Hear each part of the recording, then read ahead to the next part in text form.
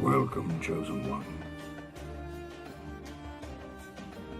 Hey guys, welcome to the Ace of Plays channel, and to another post-commentary video. I had a little gaming session trying out Francesca Dwarfs, and I had a great time and wanted to compile a few of the clips for you in a video today. Now, this is one of the more unique versions of this list that I've seen. I really enjoyed it. It's very consistent. Of course, this deck revolves pretty much completely around Novigradian Justice and getting to play it twice. And of course, if you don't draw that card, you're kind of in a rough spot. Now, of course, a lot of people, they tech in, additional special cards so you have a backup, and this deck does that as well. But this deck actually plays Land of a Thousand Fables to be able to draw Novigradian Justice. Now, it's a very expensive tutor, but for the most part, I did not have any issues with, having such an expensive tutor in the deck. I went 5-1. I actually managed to rank up to rank 4 with this deck. And what you're seeing right now is my first game with the deck. I will also be showing you one in the middle, and one, the one that I played the very last, so you can see me actually rank up. Although I think the video cuts like right before that actually happens, so that's my bad. But yeah, we're against Kraken Crate for this first game. As far as I know, not a particularly bad matchup. By the way, of course, deck list is down below. This probably isn't the most optimal version of the deck, but I'm going to be experimenting a little bit with it. Actually, I'll be probably playing a little bit with this deck on today's stream, which, if I get this video out on time, will happen after this video comes out. So if you want to see a little bit of that experimentation, you want to see more of this deck, then of course do check out that stream. If you can't catch it live, then there's always the VOD afterwards. It will be uploaded to YouTube. Yeah, that probably does it for the talking about that stuff. So our opponent is really tempoing out, even playing Dandelion Poet, which is not a card you see often. Like I said, this was my first game with the deck, and I probably messed up pretty big time playing Gabor this early. Honestly, like, you really shouldn't play him until preferably round 2, often to counter a dry pass, just to get that free resilience. You could also potentially do it in like round 1 after the opponent is passed, if it helps you catch up. Just basically, you want to play him on an uncontested board. That's probably the most important part. So that was definitely my bad. I mean, you can't really foresee your opponents playing Alcer's Thunder, but removal tools are everywhere, so all in all, that was a bad play by me. Him locking Polly Dahlberg is not that big of a deal. Polly Dahlberg is often very expendable, in my opinion. Like, he's good. Like, he's a dwarf, which of course does a lot for this deck. He's very resilient, so it does take a lot to shut him down. And he's an 8 for 8, or he's a 6 for 8 that gives a shield. And we do have some engines in the deck that are sometimes you want to shield them, sometimes you want to boost them. So he is good for that, but often he's just an expendable, decent point play that you just you play down whenever you can. So as you can see, there's a Pyrotechnician in this deck that's just because of the expensive top end. We don't even run Great Oak, which is a card I really want to try in this deck, but we do have a pretty expensive list. So we needed that one extra 4 provision card, and there's only one other 4 provision dwarf, and that's Pyrotech. It's not really super good, like it's mulligan fodder for the most part, but if you do get it, if you have Land of a Thousand Fables, it's a 5 for 4, which is not bad, and it's 2 damage targeted, so, and it's a dwarf, so it's I have found myself playing it at least a couple of times during this gaming session here, and it was perfectly fine. But here we're going into round 3, and you're gonna see. Again, this was my first game, so I'm not like it takes me a little while to think that of course I gotta play Justice first, but we do end up doing that. We're gonna go for the ultimate double Justice. And the Dwarven Mercenary is the main target because it's an engine, damage dealing engine. And having 4 of those on the board basically gives us 4 damage every time we play a dwarf. Targeted pings, which is really strong. Against Nilfgaard, who have Ox, which can lock the entire board. In a situation like this, you should probably split it up. Your Novigradian Justice, maybe do 1 on Mercenary and then 1 on Cleaver's Muscle, or even Markham Defender if you have a way to boost them.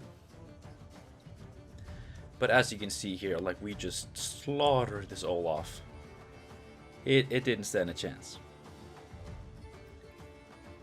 And yeah, that's the power of this deck. Like, 4 engines on the board in 1 turn. Damage dealing engines. It's really strong, and our opponent concedes. And if you were wondering, oh my god, why did he just say he was going to show us 3 games? This is why. I just wanted to include that game because we just butchered an Olaf. But yeah, this game is against Usurper. I played 2 games against Usurper. I won 1 and I lost 1. So you'll have to see which one this is. Usurper, of course, is like it's a very obvious bad matchup for us, because this deck revolves heavily around being able to play Novigradian Justice twice. He denies us that just straight up. And Francesca is a low provision leader. Like Usurper against like a 17 provision leader, like, you have so much power against him.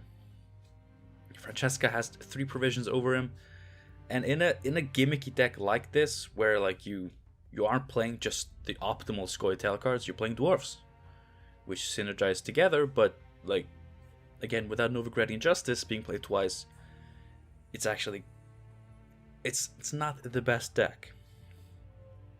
It's a lot of fun, but even the fun aspect without double justice, it's not double the fun.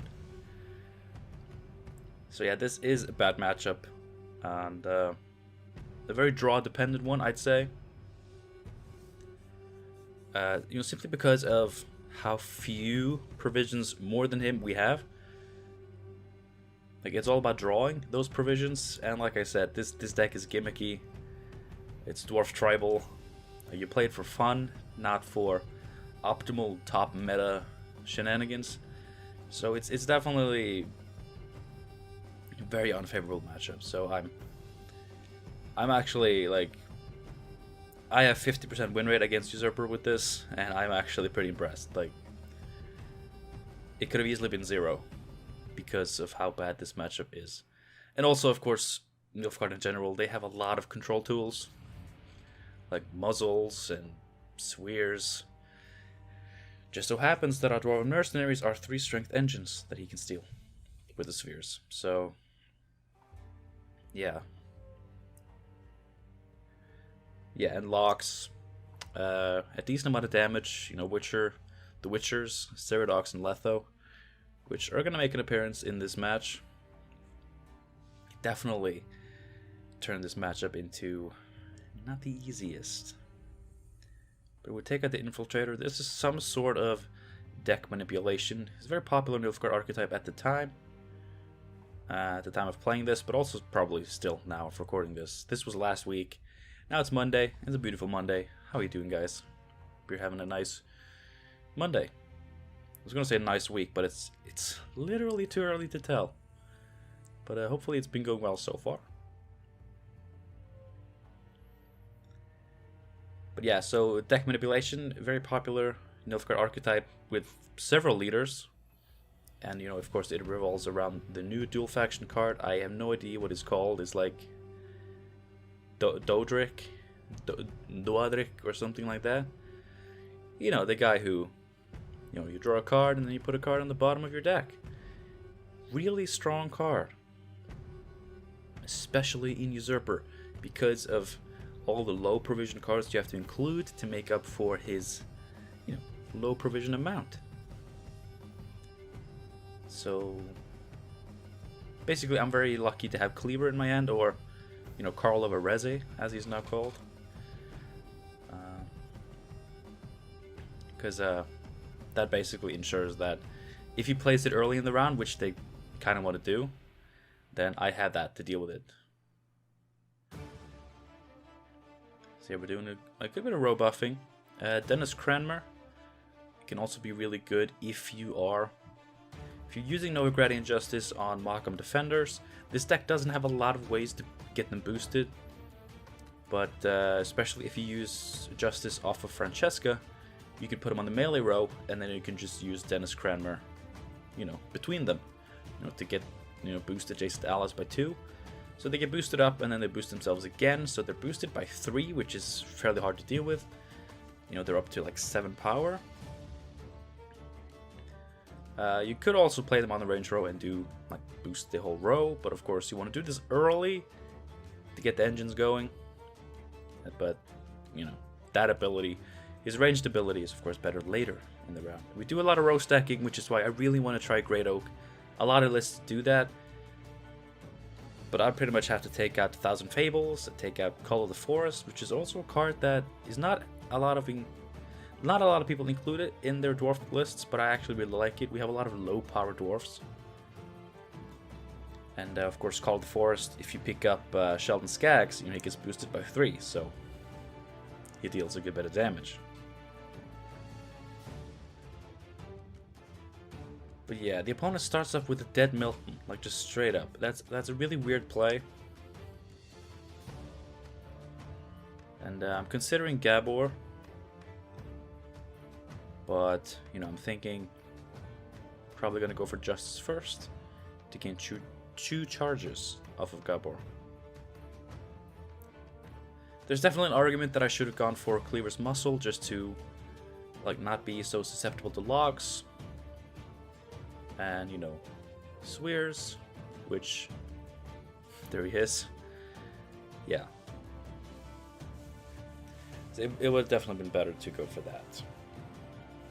But now I'm going to play that Gabor as an immune engine, which does boost quite a lot in this deck because almost every single card we have is a dwarf. So Gabor is a really good engine here. In a lot of decks, he's just there for the carryover value, and he still works very well as that in this deck. But of course, if you have to put him down in round 3, he definitely gets his provision cost value.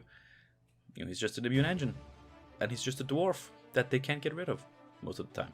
So, yay, a good dwarf that doesn't leave. The best dwarves never leave. But yeah, I'm not expecting to get a bigger target than 5. Of course, I was mistaken. But so I choose to buff the Markham Defender just to get it going. I should have used Sheldon Skaggs that turn, or the last turn, to kill a Slave Infantry. I could have denied him 2 points off that Reamed. I didn't really think that far at the time of playing this game, but I have run into this problem multiple times now, where Slave Infantry and then Reamed is a pretty decent point play. But of course, as you can see, despite having card advantage, despite getting a long round, we're falling behind. Our opponent draws